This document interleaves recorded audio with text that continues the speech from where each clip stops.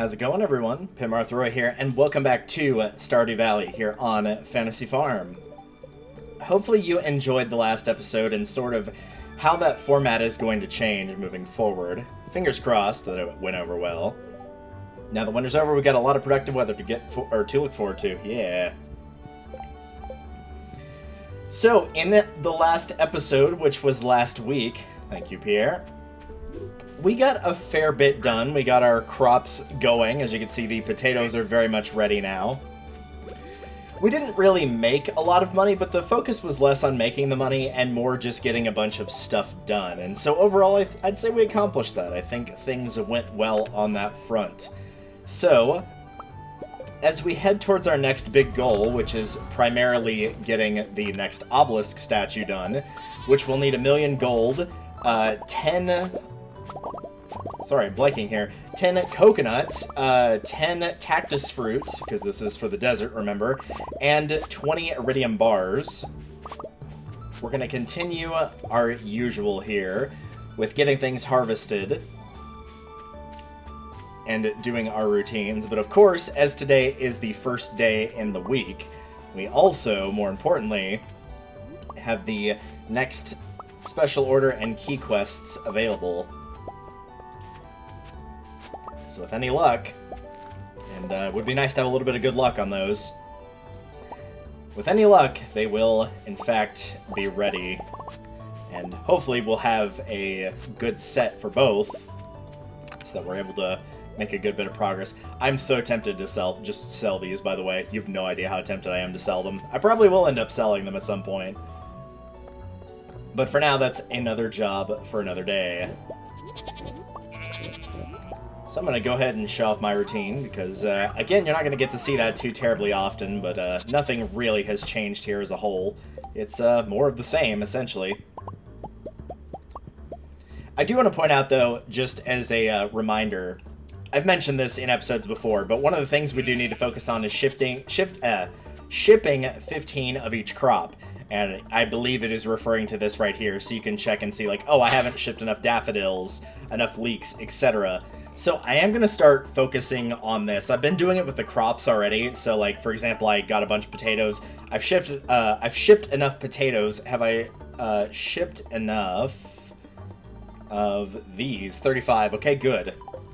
So those are like the big ones. How about kale, for example? Have I gotten enough kale sent out? If I could find it. Where are you? I thought I just saw it, and then now I'm not. Nope, there it is. 7. Alright. So since you have to ship 15 of each, there you go. So just bear in mind, as we're going through this, that's why I'm buying a bunch of every crop. Just something to keep in mind. It's not the be-all, end-all important thing, but did want to make everyone aware of that. So, with that said, I'm going to go ahead and finish out routine, and then we'll figure out what exactly we are doing from there. Also, I did not mean to get all those potatoes put in there. I think 30 should be plenty for all the recipes we're going to do. So, we'll send this off, and I will see you guys when we start looking at the quest board. Alright, we've done Hungry Challenge. We have not done 4 Precious Stones, so I'm going to go with this one. Find 4 prismatic shards, place them in my collection box. We have 21 days to do this. Like with extended quests, i.e. ones that they give you more than a week to do. If it takes longer than a week to get 4 prismatic shards, other quests will be available, but that quest will still be active, so I'm going to do my best to try and knock that one out. All we need is a couple of good luck days, and I think we'll mostly be okay on that front. Here's what I picked up from the island very quickly. I'm going to go ahead and sell pretty much everything that is not... The bat wings were from Callie, by the way, and the ruby was from the bird because it's raining out here.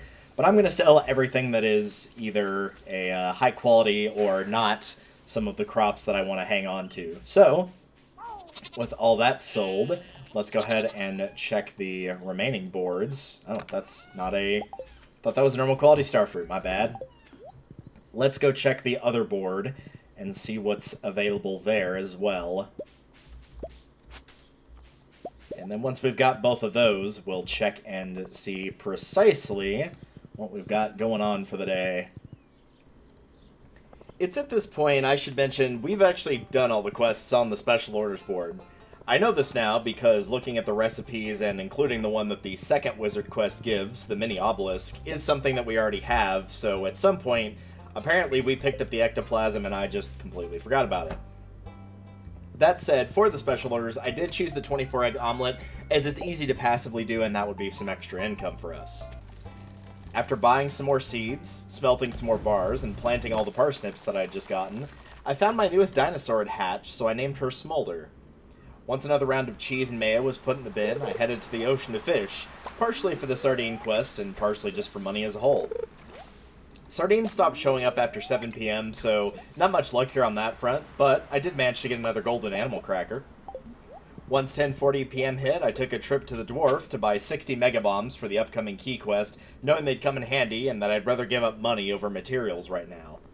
Knowing that there also wasn't enough time in the day to do much else, I simply sold some more mayo and cheese, made a few desert warp totems to get to the desert quicker, harvested from my crystallariums, and went to bed. A ton of the crops were now ready to be harvested, primarily the blue jazz. As a side note, these are Lucky Lunch ingredients, so if you want to keep some for that, be aware. I also gave my golden animal cracker to Smolder as I did my routine, and I also decided to sell all of my Gold Star Ancient Fruit for a big money boost. From there, I kept referring to my collection screen, seeing what I needed to ship to get 15 of everything put in there. In hindsight now, I believe it's actually only the list I showed prior that I actually needed to sell. Still, all of that selling every item, while unnecessary for the achievement, will help us give another big money boost. Just wish I hadn't stupidly used my fairy dust on making some things that needed to be kegged go faster. Oh well. If it had required everything on that tab, I would have had to wait for more Nautilus shells in the winter, and that would have bit. Back to the island farm, I harvested more starfruit and used the seed maker on some of my sweet gemberries, again thinking I needed to sell 15 of those. After those and the extra starfruit were planted, I continued my fruitless work that will at least earn me a little bit more money, steadily checking off item after item until I'd exhausted everything I could do for the time being. But now I know I actually won't have to do that at all. With more cranberry jelly sent off, I went back to the quarry, and wouldn't you know it, we actually found a prismatic shard in the one mystic rock that was there. Well, that's one way to start that quest. Given it was 11 p.m. by now, I went to my basement to recount the casks, realizing that I did not have 94, but 108 of them instead, with one unusable in its current position. With one last round of milk and cheese, it was off to bed for me.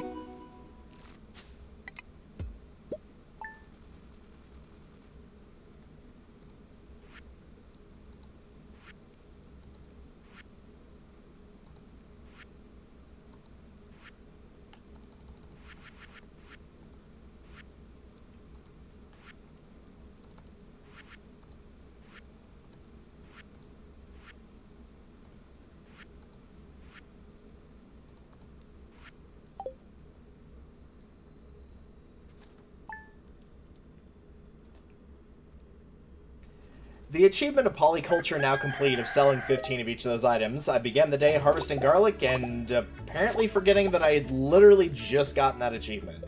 Well, I never claimed I was smart. With routine done for the day, I decided to go for it. Yep, I did. Now I know what you're thinking. You used a magic rock candy on a day that it wasn't already max luck? I sure did, but the result may surprise you. Floor 47 was the first big win around 3 p.m., finding a treasure room with the very prismatic shard we're looking for. Halfway there, we find another chest on floor 50 with some very useless sprinklers, and then we jump down to floor 69. Not only is that nice, it's also another room with pepper Rexes. We didn't find enough to kill enough to get the goal, but we're still getting there. We get another treasure chest with some spicy eel on floor 74, a useless sprinkler chest on floor 100, and more pepper Rexes on floor 102, as well as a seed maker on floor 110. We also managed to track down one last prismatic shard at 1220. Satisfied that, all things considered, we made out decently enough, passing out on floor 124 with a very good haul meant that we had a pretty good day. Again, I do want to bring up, between the bird and the trash can, we made 22,277 gold, and that's before all the other things I got from the shipping bin profits. So, this day started as a mix of good and bad. It was bad because I ran out of recording space, and I now know that I can only have one file of a week worth of footage at a time. But it was good because it turned out the bookseller was in town today. On my initial run, I went to grab the Queen of Sauce cookbook for 50,000 G, only to read it and find out I'd actually learned all the recipes.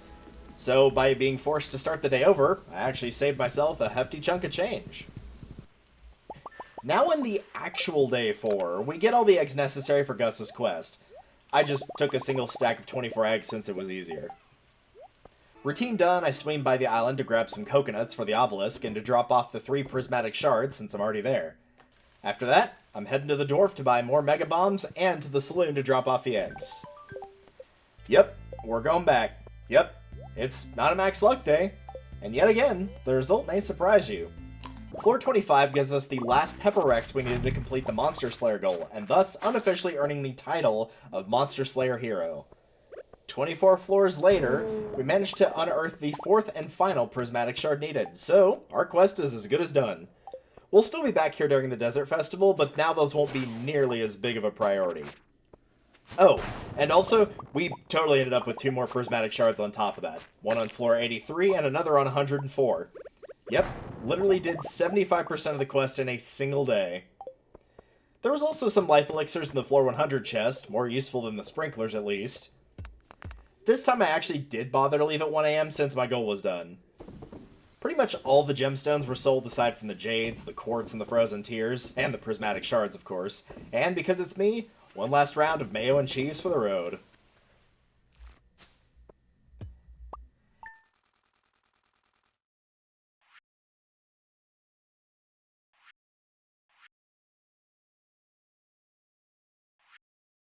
The egg hunt is tomorrow, so I grab every parsnip planted to get those precious tiles for my soon-to-be strawberries. With the regular and island farm taken care of, I drop off the last prismatic shard, check our percentage progress, and then I use the gems to buy the recipe for both the heavy tapper and the hyper speed grow. Do I need these?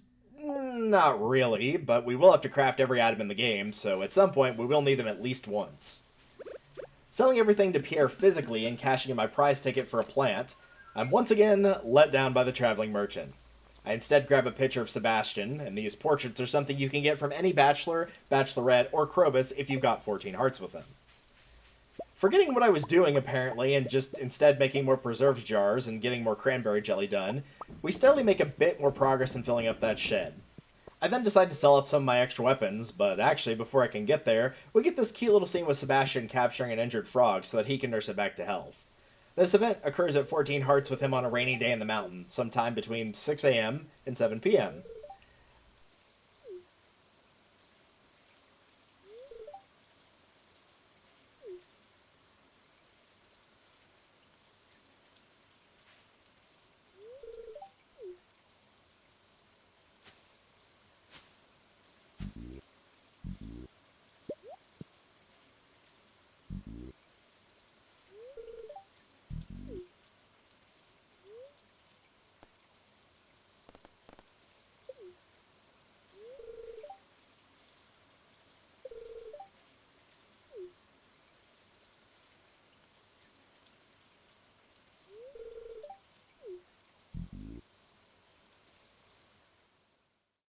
I then go to pick up the last reward, a Vanity Knight Helmet.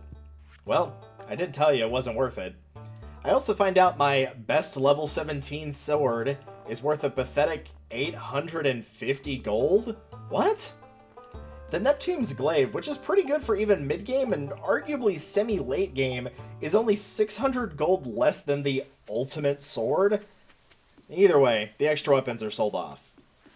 From there, it's finally time to destroy the desert forest. Partially because I need the wood, and also partially because I'm not 100% sure those trees will even stay there once the Desert Festival hits and is over. Regardless, I was going to take it down anyway pretty soon, so no real big loss there. With plenty of wood, some extra coconuts, and actually remembering what I planned to do, I took 10 coconuts, 10 cactus fruit, 20 iridium bars, and 1 million gold to build the desert obelisk, meaning we now have access to the desert and skull cavern regardless of the time of day. Back at the farm, sending in more mayo and cheese, I noticed the starfruit wine is ready, and wow, if we were to sell them all now, that would be 434,700 gold. But for now, we're going to fill up all those casks in the basement, leaving us with 31 starfruit wine, 18 after saving 13 more for a second round for the casks when the first one is done. That all said, more starfruit are going to be put into the kegs, and it's all but certain that the full set, and likely the next full set, will just be sold in full. Milk, cheese, and crystallariums later, we move on to Saturday.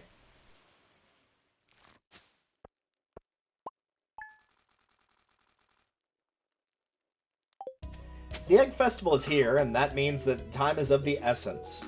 We run as quick as we can through our routine, and most importantly, retilling and rewatering any of the tiles necessary, as well as grabbing any speed grow that we've already got to potentially get another harvest out of some of the strawberries.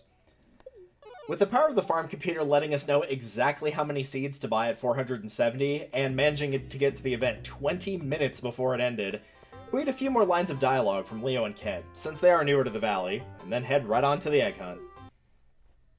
Go!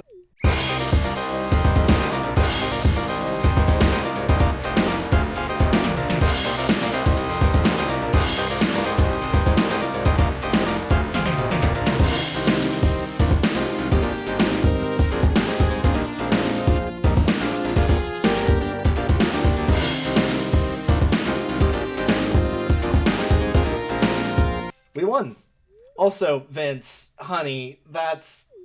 well, I guess we know why he's not doing that well in school. Time to plant, and plant we do, managing to get all but one strawberry seed that I simply could not find the remaining location for. Done at 1:30, we head to bed.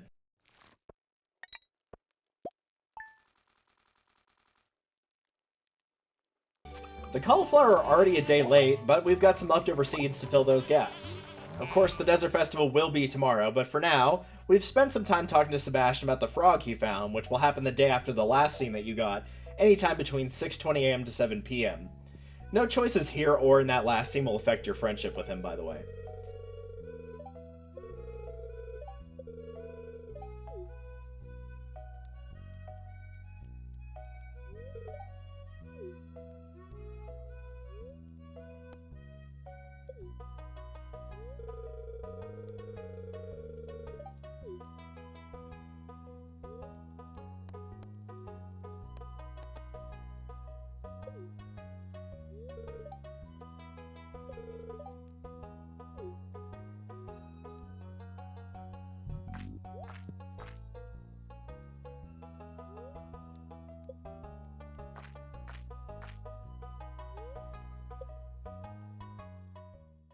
It also won't affect your luck with the Traveling Merchant.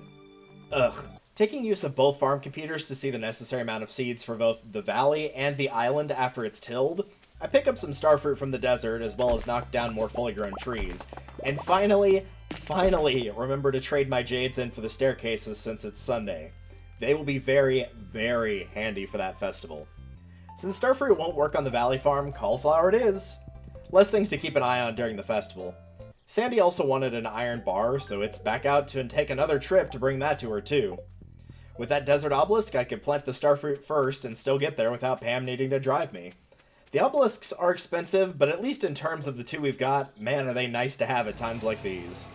With 2 more prizes of a star drop tea and a treasure chest, I do a bit of beach combing for potential recipe items. Then I grab all the truffles from the day before doing the cheese and mayo. With only a small bit of the day left, I settled on doing some river fishing. It wasn't particularly eventful, with only another golden animal cracker as any real prize, but hey, extra money. During the night, the adoption agency dropped off our new baby boy. What, was there not a better time of day? Did they just leave him on the doorstep?